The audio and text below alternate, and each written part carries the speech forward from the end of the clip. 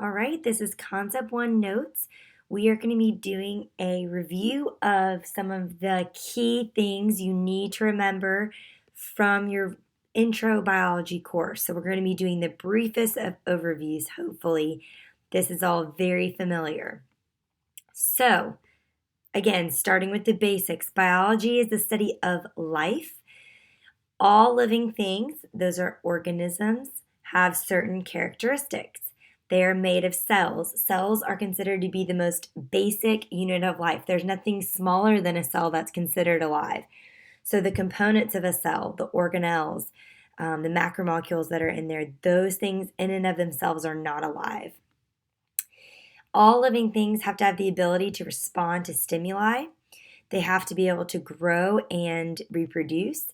Use energy, meaning have a metabolism. Your metabolism is the sum of all of the biochemical reactions that are happening inside of you. They have to contain DNA or RNA as their genetic material, and there has to be this ability to adapt to the environment. So, speaking of cells, that's kind of going to be the highlight of this concept. They're the most basic structural and functional unit of life. It's the smallest part of the organism, again, that's still capable of all of life's processes. And cells are extremely diverse. There are prokaryotic and eukaryotic cells, and those eukaryotic cells can be subdivided into plant cells, animal cells, fungi, and protista. But humans are animals, so we're going to really just be looking at a review of animal eukaryotic cells, since this is a human anatomy and physiology course. Even within us, there are believed to be more than 200 types of specialized cells. And we're going to look at 12 of those specialized cells in this concept with a little activity. But it's really fascinating, the diversity. And how are these diverse cells organized? Well, they're made up of organelles, which are kind of like mini organs. They're specialized structures within the cell that work together to help the cell function. And there's an amazing site, hopefully you'll get to see in class, that kind of shows you in terms of scale how small different cells are versus their components that make them up. So it's pretty fascinating, and we'll look at that in class. So I would never lecture through all of these stations with you in class. It's just way too redundant. So hopefully you're going to be moving around the room and going through this review yourself. But I'm going to hit the highlights here very quickly as a little review of those stations. We're only looking at organelles that are showing up in many human cells, so animal and eukaryotic.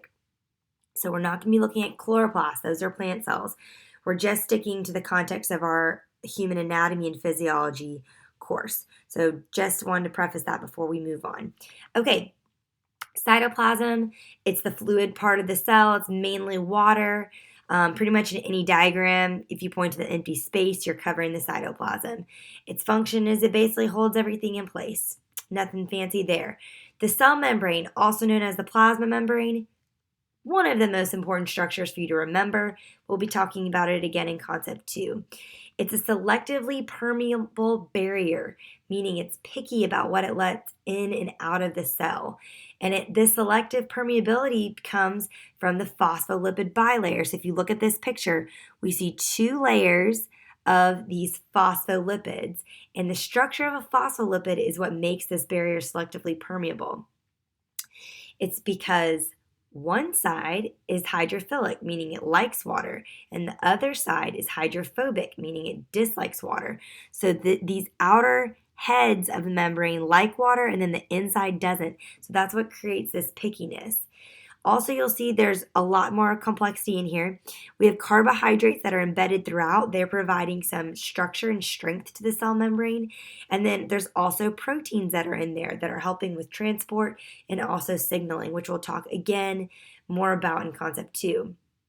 So you should have sketched this little phospholipid. Make sure you label the phosphate head. There's two fatty acid chains, which serve as the tails.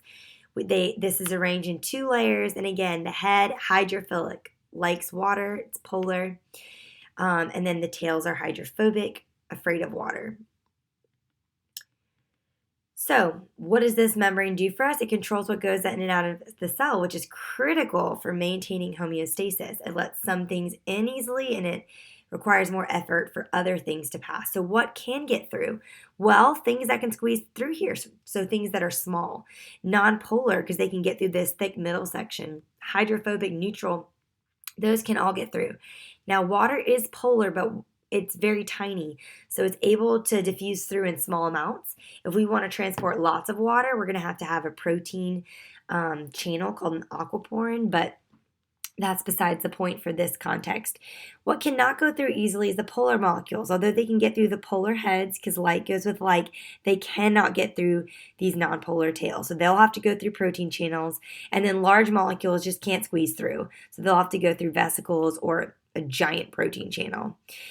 And this functionality is so important for communication and then maintaining internal stability, which is the process of homeostasis. And this whole class is about really how all these structural components work together to function to maintain homeostasis. This is going to be a regular theme, this idea of constant and stable internal conditions. Okay, so what gives the cell structure? It's a cytoskeleton. It's these thread-like fibers that are made of proteins. There's 3 types traditionally: the microtubules, intermediate filaments, and then the microfilaments. They're there for support, shape, motility, and they're also some regulating. Centrioles. This is associated with the cytoskeleton. They're made of microtubules. You can see that kind of most clearly in this picture. Microtubules also grow out of them, as you can kind of see in this clip art image. If we have 2 together, like here, we refer to them as a centrosome. So if you see centrosome or centrioles, we're referring to the same type of thing. What do? They're incredibly important for cell division, like mitosis and meiosis. They help the cell divide by separating the duplicated chromosomes of sister chromatids during anaphase. Cilia and Flagella are also kind of extensions of the cytoskeleton, but external. The cilia are shorter and more numerous. They're like these little these projections that can come off the cell, but ones that don't move are specifically called microvilli. Those will come up in some cells we'll learn about. Flagella are longer, and usually the cell will just have a few of them. So cilia is typically there to move fluid across the cell surface, and flagella will actually move the entire cell through extracellular fluid. So in this picture, these are sperm cells. They each have a flagellum tail, and they're swimming towards an ovum or an egg cell. Notice the flagellum is moving the entire sperm cell. And then this shows some microvilli. You can kind of see how they're looking stiff, so they're more stationary on the outside of a human body cell. All right, the nucleus. It contains our genetic material. When it appears thread-like, like it does down here, I call it spaghetti-like. That's when we refer to our genetic material as chromatin. Structurally, it's referred to as chromatin. When that chromatin condenses, in humans, it condenses into 46 chromosomes, which are more rod-like, that are in our body cells. In this picture, this clip art is showing sister chromatids that are duplicated, so this would just be right before cell division and mitosis. Otherwise, they're going to look rod-like or just like chromatin. Remember, sex cells, like your egg and sperm, those would only have 23 chromosomes because one egg will fuse with one sperm, and that's where we get the total 46. Genes are just sections of our chromosomes that code for proteins. So one gene will give us the instructions for one protein. So one section of a chromosome, one section of your DNA will code for one protein. And proteins are what are doing all the work in the cell. So proteins are essential. And thus, genes are essential because they provide the instructions for the proteins. Surrounding that nucleus to protect it is a nuclear envelope or nuclear membrane, and then it has some pores that allow things to go in and out of it. The nucleolus is that dense part kind of pictured in the center there, and also pictured here. Functions. Purpose of the nucleus is to protect that DNA because your DNA is going to control the activities of the cell. The nucleolus makes ribosomal RNA, which is what composes ribosomes, which are essential too. So we're going to talk about ribosomes in a second. So tons of important things happening there. Ribosomes. You can see them attached to the rough ER and then also kind of floating in the cytoplasm here. Ribosomes are made of that ribosomal RNA, which is abbreviated to rRNA, and they're also made of proteins. What do? They synthesize proteins. They make proteins. If you remember the A's and the U's and the C's and the G's, those are important. That's going down. We're translating those into amino acids to make proteins. That's what's going down. Ribosomes that are on the rough ER are making proteins that are then going to be processed and exported from the cell, whereas ribosomes that are floating in the cytoplasm are typically making proteins to be used within the cell that they're in. So that's an important distinction. So the rough ER, it's rough because it has ribosomes on the surface. You can see it kind of hugs the nucleus in both pictures, and it's just a network of a bunch of membranes and sacs. It makes proteins. Why? Because it has ribosomes on it. It's also going to help with the process of packaging them for secretion, because remember we said on the last slide, proteins that are made on the rough ER and those ribosomes are going to be used for export. We're going to send these proteins in vesicles to the Golgi. Vesicles are just like mini carts that are going to move them around and eventually out of the cell. So we'll talk about them. You can see a picture here. There's a little Golgi vesicle. Here's one that could be merged with the cell membrane for secretion, that kind of thing. All right, I think that's all I wanted to say. Oh, remember with the packaging them for secretion, proteins have 4 levels in their structure: primary, secondary, tertiary, quaternary. Very complex structure. So the folding of them is what's going to be happening here when we're talking about packaging. And then we also often will tag them for delivery of where they need to go. And typically that tagging is sticking a carbohydrate on the protein. We do that, we call it a glycoprotein, and that carb's going to be used for signaling so that that protein can be recognized wherever it's going. All right, the smooth ER is smooth because it has no ribosomes. It is usually attached to the rough ER. What does it do? So many things. It makes lipids. So if it's making those phospholipids that make up membranes, which is really important. It also can chemically modify smaller molecules. It can degrade glycogen, and it can store calcium. Calcium is a trigger for many cell responses, and that'll come up in later units. All right, the Golgi looks like a bunch of folded or flattened membrane sacs. It's going to take vesicles of protein that have come from the rough ER, and it's going to keep processing them, modifying them, packaging them, sorting them, maybe tagging them with a carbohydrate so that they are ready to be transported out of the cell. Again, hopefully you didn't write this twice, but vesicles are these mini carts moving proteins around and out of the cell. We can see all those different kinds again. So many things that the Golgi is doing. All right, lysosomes. I always tell my students, it's the garbage disposal of the cell. They have these hydrolytic enzymes. So they're hydrolytic, they're breaking down. Useful to break things down, dead things or digested food or bacteria, something that's pathogenic, worn out cells, those kinds of things. Lysosomes can also do programmed cell death, which is called apoptosis, which is an important thing to be able to do, especially if a cell is damaged. We want to be able to essentially kill the cell before it can replicate itself. Vacuoles often are smaller, not necessarily for every type of cell, but tend to be more smaller and more numerous in animal cells than in plant cells. But again, some cells just have one giant vacuole. Function is storage. So vacuoles are for storage. Mitochondria, so much more than the powerhouse of the cell, people. Structurally, it has 2 parts. This folded inside part is the inner membrane or the cristae, and then it's surrounded by a fluid that's packed with enzymes, which is called the mitochondrial matrix. This is where cellular respiration goes down. And cellular respiration is so important because when you eat food, your body doesn't do anything directly with the energy that's stored in your food. It can't use it directly. So instead, we take that chemical energy in your food, we break it down during cellular respiration, and we release that energy into a usable form, which is called ATP or adenosine triphosphate. So ATP is the energy currency of the cell. I always say, think of the food that you eat like a check. It's great, it has worth, but ATP is like cash. It is immediately usable and able to be deposited and used. All right, so in class we would practice labeling, and then we would stop and we wouldn't just move on right away, but for the sake of this, we're going to keep going in the notes. But this activity is awesome, and I hope y'all enjoy learning about it. And it kind of gives context to why the heck all these organelles matter in terms of anatomy and physiology. But just to continue with our review, living tissue composition. So your cells, those 200 different types of cells, they're organized into tissues. And tissues are just groups of cells that are working together to accomplish a common function.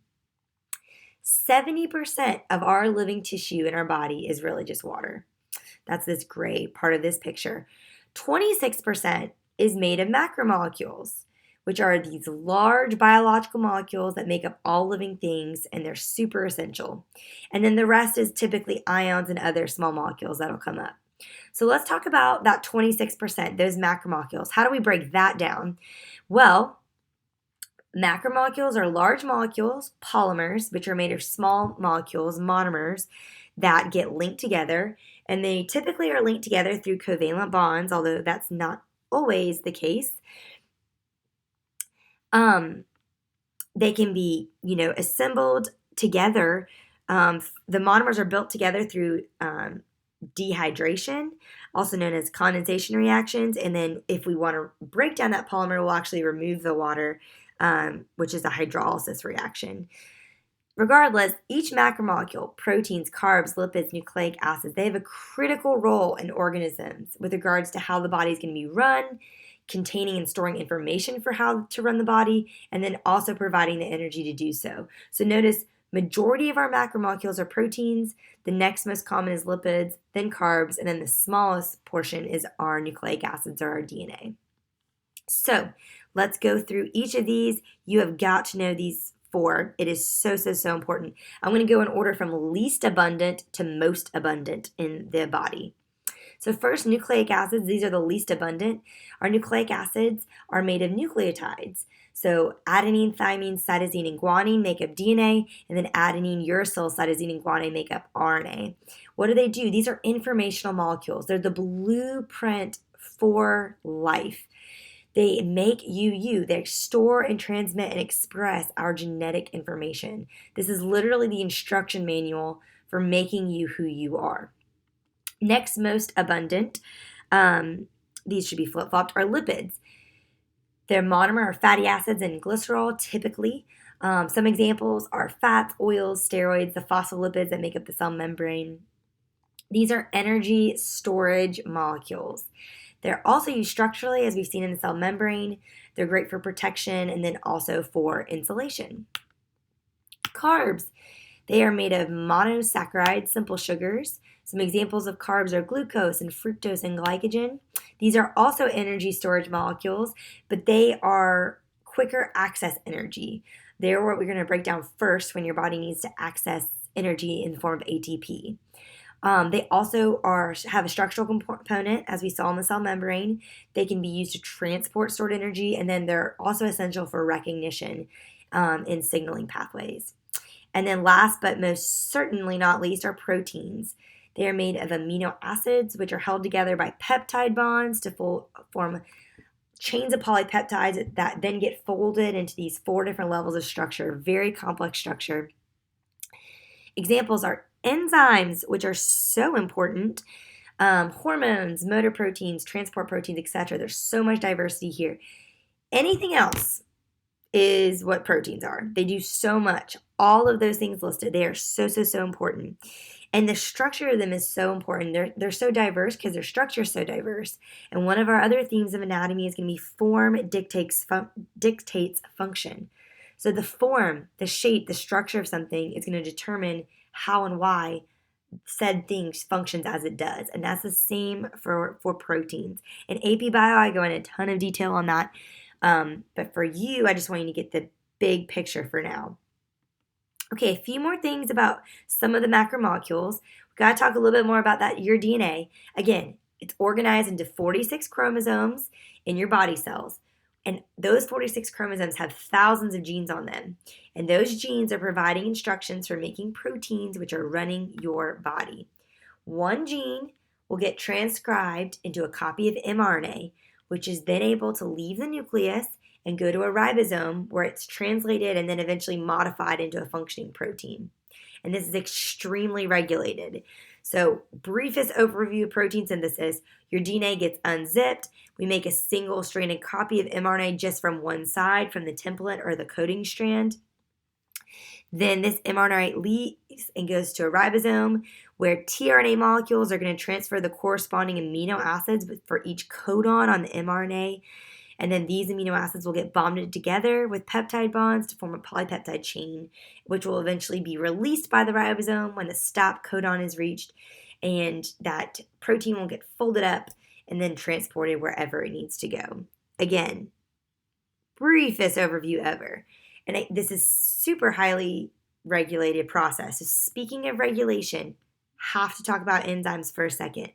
These are mainly proteins, and they are biological catalysts, meaning they speed up biochemical reactions by lowering the activation energy that we need to get the reaction going. So they're making it easier for us to get reactions started. They are extremely specific. Proteins have this very specific structure, and enzymes are no exception. They only bind to certain substrates or reactants at their active site. So if we look at this enzyme, this curve right here would be the active site. That's where only a certain substrate would be able to fit and bind. Then it's going to facilitate the chemical reaction and then release the products. And notice the enzyme is not changed by the process. If for some reason the active site does get changed, maybe due to an environmental change in the pH or temperature or something else, then the enzyme can no longer function as it should because it wouldn't be able to bind the correct substrate. But if all goes well, the enzyme should remain unchanged and often can be reused over and over.